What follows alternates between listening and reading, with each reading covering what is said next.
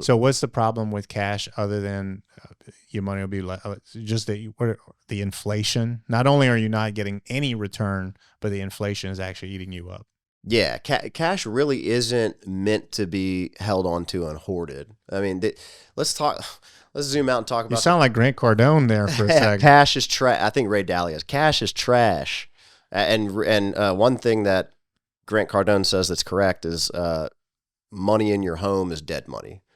Like people who want to get their mortgage paid off, especially when interest rates are 3%, when you think you're doing this great thing by paying off your mortgage, but you're really just. You could have done anything with that money. You could have invested that money and made 9% and only paid 3% on and got a nice 6% spread. That's what banks do. What interest rate you think people have right now where they should not pay off their home?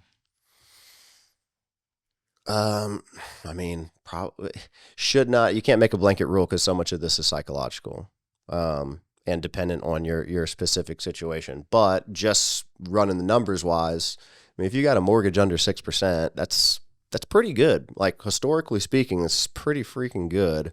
And if you think about, risk free, you can make 5% right now. Take a little bit of risk, you make 7, 8, 9% with your money.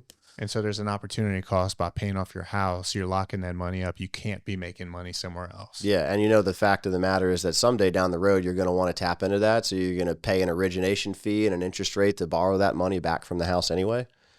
So why not just skip that step and not pay it back in the first place? So you're on the camp of don't pay off your mortgage early.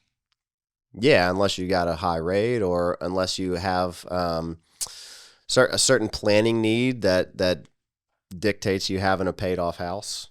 Some people, I like to have them pay off their house because it's the best asset they're going to have. You can't just click a button and sell your house. So.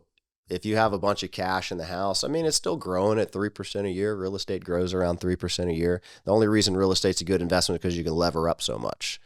You can lever 4-to-1, your 3% return is now a 12% return. But if you got a paid off house, it's still going to grow some. It's pretty well protected from you and your mistakes. And just psychologically. So, I mean, I have a friend who knows exactly what I'm talking about. And he's not like a risk averse individual. He's young. And I told him about, why would you pay off this mortgage and when you could like invest? He's like, yeah, I know I could make 9%. This is only 4%, but I wouldn't have a monthly payment anymore. He's like, I just don't want to have a monthly payment. I think that's nice. Just have a paid off home, no monthly payment. I said, okay, well, look, if you understand what I'm telling you and you still want to do that, do that.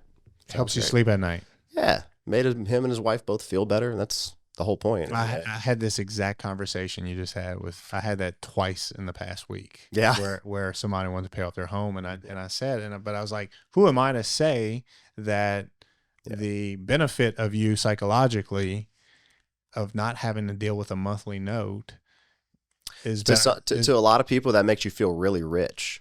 That's like super bragging. It's such a flex. Like, yeah, I got paid off. Hold on. No monthly note.